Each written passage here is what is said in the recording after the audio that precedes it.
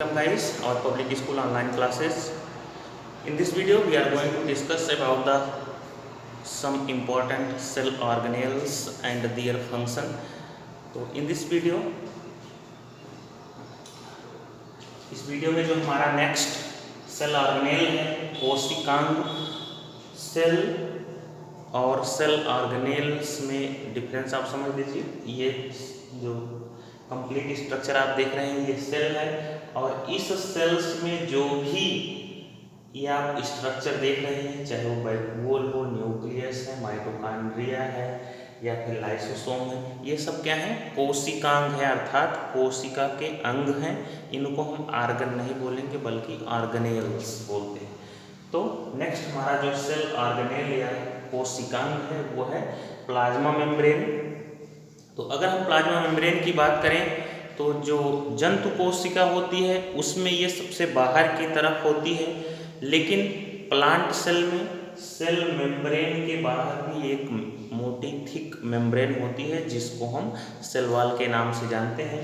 तो इसकी डिफिनीशन हम इस तरह का बना सकते हैं कि it is the outermost covering that separates the content of the cell from surrounding. अर्थात हम कह सकते हैं कि ये जो कोशिका झिल्ली है ये सबसे बाहरी झिल्ली होती है जो कि कोशिका को उसके सराउंडिंग से अर्थात उसके घिरे हुए स्थान से अलग करती है। उनमें जो कोशिकांग हैं उनको कोशिका के बाहर की जो सराउंडिंग है, बाहर का जो क्षेत्र है उससे अलग करती है। आप यहाँ देख रहे हैं ये सब कोशिका का ये स्ट्रक्चर है। अब इस कोशिका का ये जो बाहर का क्षेत्र है ये क्या होगा? इसका सराउंडिंग हो गया, अर्थात ये घेरा हुआ स्थान हो गया।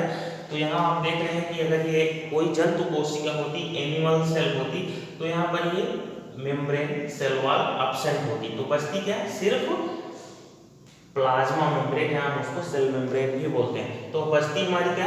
केवल सेल मेम्ब्रेन। तो यहाँ पर हम इसको, क्योंकि हम यहाँ पर सेल मेम्ब्रेन का डिस्क्रिप्शन कर रहे हैं तो इसलिए हम यहाँ पर सेल वॉल का जो पोर्शन है उसको हम यहाँ पर रब कर देंगे थोड़ी दूर तक। आप देखिए अब यहाँ पर जैसे अब यहाँ पर आप देखिए अगर ये कोई एनिमल सेल होती तो यहाँ पर जो भी स्ट्रक्चर बचा था वो क्या है? सेल मेम्ब्रेन है। तो यहाँ पर अब ये सेल मेम्ब्रेन जो है ये इसकी आउटर सराउंडिंग हो गई, अर्थात इसका घेरा हुआ क्षेत्र हो गया। इसमें जो भी ऑर्गेनेल्स हैं, चाहे वो माइटोकॉन्ड्रिया, न्यूक्लियस, लाइसोसोम, राइबोसोम, जो भी सेल ऑर्गेनेल्स हैं उनको ये अलग कर रही है इस क्षेत्र से और अंदर के क्षेत्र से। तो ये हो गया। और अगर हम इसकी बनावट की बात करें तो it is composed of phospholipid and protein. तो ये फास्फोलिपिड और प्रोटीन की बनी होती है। फास्फोलिपिड क्या होती है?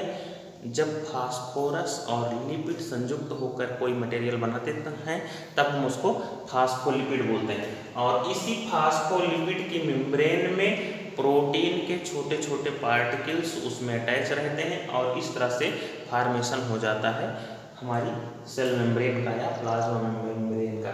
अगर हम इसके फंक्शन की बात करें तो ये कोशिका की इंडिविजुअलिटी को मेंटेन करती है, अर्थात एक कोशिका को ये उसकी अपना अस्तित्व प्रदान करती है, उसका एक अस्तित्व बनाती है। ये उसको चारों तरफ से घेर कर उसका एक अपना अस्तित्व बनाती है। जैसे कि अगर हम अपने शरीर की बात करें तो हमारी जो स्किन है या फिर हमारी जो हड्डियां हैं एक ढांचा प्रदान करती हैं, लेकिन हड्डियां तो ढांचा प्रदान करती हैं, लेकिन जो हमारी स्किन होती है वो चारों तरफ से उसको घेर कर एक उसका अस्तित्व अलग प्रकार से मेंटेन करती है। तो ठीक उसी प्रकार से ये सेल मेम्ब्रेन या कोशिका झिल्ली इसको एक उसका व्यक्तिगत स्ट्रक्चर प्रदान करती है। नेक्स्ट फंक्शन है इसका, यहाँ पर हमने इसको शॉर्ट फॉर्म में लिखा है, आप डिस्क्राइब करते हुए इसको डिटेल में चलेंगे। यहाँ पर हम थोड़ा सा आगे जोड़ कर इसको बता सकते हैं। It protects cell from external injury.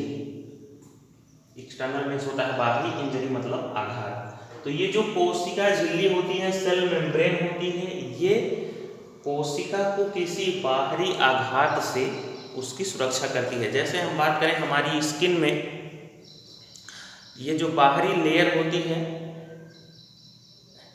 ये हमको किसी भी बाहरी आघात से, बैक्टीरिया से, वायरस से, किसी भी प्रकार के फॉरेन पार्टिकल से, जो बाहरी पार्टिकल्स होते हैं उससे हमारी सुरक्षा करती है।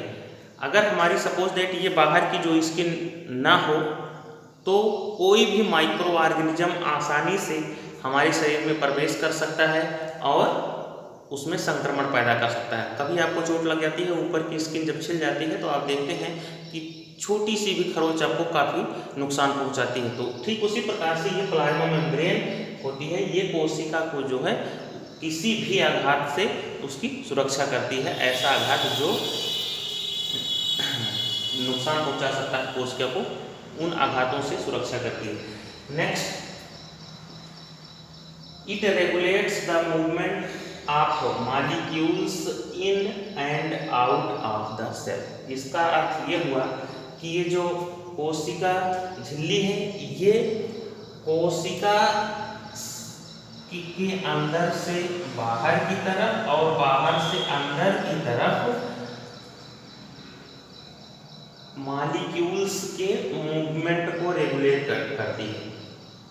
अर्थात इस झिल्ली की वजह से ही जो मॉलिक्यूल्स होते हैं, जो कण होते हैं, तमाम आयंस होते हैं, वो कोशिका के अंदर प्रवेश करते हैं और कोशिका से बाहर प्रवेश करते हैं। केवल कुछ गिने चुने मॉलिक्यूल्स ही, पार्टिकल्स ही इस सेल मेम्ब्रेन से अंदर जाते हैं और अंदर से बाहर आते हैं। तो इस प्रोसेस को हम बोलते हैं सेलेक्टिव परमिएबल मेम्ब्रेन। अगर कोई भी मेम्ब्रेन सिर्फ कुछ गिने चुने पार्टिकल्स को अपने अंदर लेती है या फिर अपने अंदर से बाहर की तरफ जाने देती है तो ऐसी मेम्ब्रेन को हम सेलेक्टिवली परमिएबल मेम्ब्रेन बोलते हैं। तो ये गुण पाया जाता है हमारी प्लाज्मा मेम्ब्रेन में। अर्थात हम कह सकते हैं कि जो हमारी प्लाज्मा मेम्ब्रेन होती है, सेल मेम्ब्रेन होती है, वो कैसी होती है? सेलेक्टिवली परमिएबल मेम्ब्रेन होती है और आयनों के प्रवेश और निष्कासन को नियंत्रित करती है। नेक्स्ट पॉइंट है इट परफॉर्म्स ऑस्मोसिस। अब यहाँ पर हम समझते हैं कि ऑस्मोसिस क्या होती है। अब देखते हैं, आप किशमिश लाइए, आप उसको पानी में भिगो दीजिए, आप सुबह देखते हैं कि जो किशमिश होती है वो स्वेल अप हो जाती है, फूल जाती है। तो ये प्रोसेस होती है ऑस्मोसिस के द्वारा। आप समझते हैं कि ऑस्मोसिस क्या है। ये कोई आपने किशमिश लिया सूखी हुई, अब आप इसको किसी पानी में जो है डाल दिए। पानी में डालने के पश्चात कुछ समय बाद जो है इसका जो स्ट्रक्चर होता है कुछ इस तरह से हो सकता है, फूल कर हो जाए। तो यहाँ पर ये ऑस्मोसिस के द्वारा हो रहा है। ऑस्मोसिस को हम कैसे डिफाइन कर सकते हैं? The movement of water from higher concentration to its lower concentration is known as osmosis. Hindi में इसको विसरण बोलते हैं। तो हिंदी में इसको हम परासरण बोलते हैं, ऑस्मोसिस। ऑस्मोसिस का ये एक प्रेजेंटेशन है। तो यहाँ पर जब वाटर मॉलिक्यूल्स अर्थात पानी के कण अधिक सांद्रता से कम सांद्रता की तरफ मूव करते हैं, गति करते हैं, तो हम इस प्रक्रिया को ऑस्मोसिस बोलते हैं। और ये गुण पाया जाता है इस प्लाज्मा मेम्ब्रेन में, अर्थात इसमें ऑस्मोसिस की क्षमता होती है। अगर हम किसी कोशिका को ऐसे सॉल्यूशन में रख दें जिसमें नमक की मात्रा ज़्यादा हो या फिर चीनी की मात्रा ज़्यादा हो, अर्थात हम कह सकते हैं कि अगर हम इस कोशिका को किसी नमक या चीनी के घोल में रखेंगे तो क्या होगा, ये जो कोशिका होती है इस कोशिका के अंदर जो भी वाटर होता है वो इस कोशिका से निकलकर बाहर की तरफ जाने लगेगा और इसको हम एक्स ऑस्मोसिस बोलते हैं, बाह्य परासरण बोलते हैं। और जिसकी वजह से अगर इस कोशिका का जब पानी है वो बाहर की तरफ निकल जाएगा तब ये कोशिका जो है वो सिकुड़ जाएगी। लेकिन अगर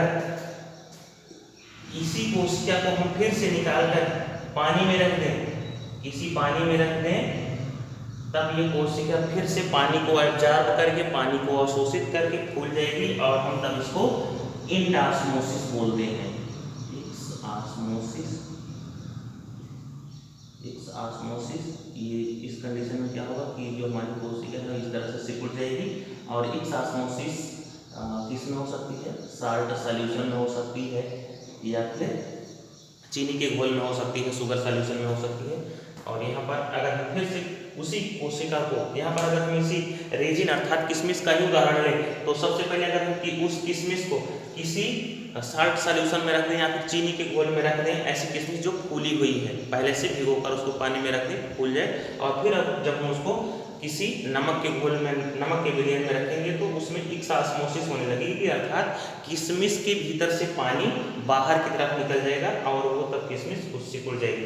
अगर हम फिर से इसी सिकुड़ी हुई किशमिश को किसी पानी, शुद्ध पानी में उसको हम डाल दें, तब वो किशमिश जो है फिर से पानी को एब्जॉर्ब कर लेगी, पानी को अवशोषित कर लेगी और पुनः जो है अपने फूले हुए रूप में वापस आ जाएगी। तो हम कह सकते हैं कि ठीक यही गुण हमारी प्लाज्मा मेम्ब्रेन में भी पाया जाता है। अगर इसको हम किसी नमक के घोल में या चीनी के घोल में रखते हैं तो इसमें जो है एक्सऑस्मोसिस होती है, बाहर परासरण होने लगता है, अर्थात इसमें जो वाटर कंटेंट है, पानी की मात्रा है, वो बाहर की तरफ आ जाएगी। और अगर हम इसको पानी में फिर से रख देंगे तो ये पानी को अवशोषित करके ये फिर से अपने पुराने स्ट्रक्चर में आ जाएगी और फूल जाएगी। नेक्स्ट हमारा जो इसका फंक्शन है कोशिका झिल्ली का, वो है diffusion. Diffusion, it performs diffusion. Diffusion क्या होता है? विस्तरण होता है। डिफ्यूजन को हम इस तरह से परिभाषित कर सकते हैं कि the movement of substances from higher concentration to the lower concentration is known as diffusion.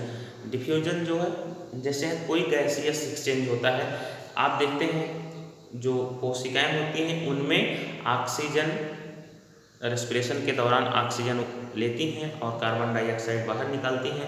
तो जो ये गैसियस एक्सचेंज है वो क्या कहलाता है? ये डिफ्यूजन के थ्रू होता है इसमें। और इसी जब हम रेस्पिरेशन करते हैं, एक छोटा सा एग्जांपल लेकर हम यहाँ पर चलते हैं। सपोज दैट हमारा जो लंग है, हमारे जो फेफड़े हैं, वो छोटी छोटी यूनिट्स के बने होते हैं जिसको हम एल्वियोलाई बोलते हैं। सपोज दैट ये कोई एक एल्वियोलाई है और यहाँ पर ये ब्लड वेसल्स जो हैं ये उसके चारों तरफ रन कर रहे हैं। ये बीच में एल्वियोलाई है, बाइपोस्ट जिसको हिंदी में बोलते हैं। ये इसकी चारों तरफ ये ब्लड वेसल्स हैं। इसी ब्लड वेसल्स में ब्लड प्रवाहित होता रहता है। अब क्योंकि इस एल्वियोलाई में, इस बाइपोस्ट में जब हम अंदर की तरफ सांस लेते हैं तो इसमें हवा भर जाती है। इस भरी हुई हवा में ऑक्सीजन की मात्रा ज़्यादा होती है और ये जो चारों तरफ ब्लड वेसल्स हैं उनमें ऑक्सीजन की मात्रा कम होती है और कार्बन डाइऑक्साइड की मात्रा ज़्यादा होती है। इसलिए इस एल्वियोलाई से ऑक्सीजन निकलकर इस ब्लड वेसल में आ जाती है और इस ब्लड वेसल में क्योंकि कार्बन डाइऑक्साइड ज़्यादा है, इसलिए कार्बन डाइऑक्साइड ब्लड वेसल से निकलकर एल्वियोलाई में आ जाती है और जिसको हम सांस के रूप में बाहर निकाल देते हैं। तो यहाँ पर ये जो प्रोसेस हो रही है ये डिफ्यूजन के द्वारा ही हो रही है, विसरण के द्वारा ही हो रही है। और यहाँ पर आप देख रहे हैं कि अधिक सांद्रता से कम सांद्रता की तरफ जो है इस सब्सटेंस का, अर्थात इन गैसों का, कार्बन डाइऑक्साइड और ऑक्सीजन का मूवमेंट हो रहा है। तो हम इस प्रकार से कह सकते हैं कि इस प्लाज्मा मेम्ब्रेन में डिफ्यूजन अर्थात विसरण की क्षमता हो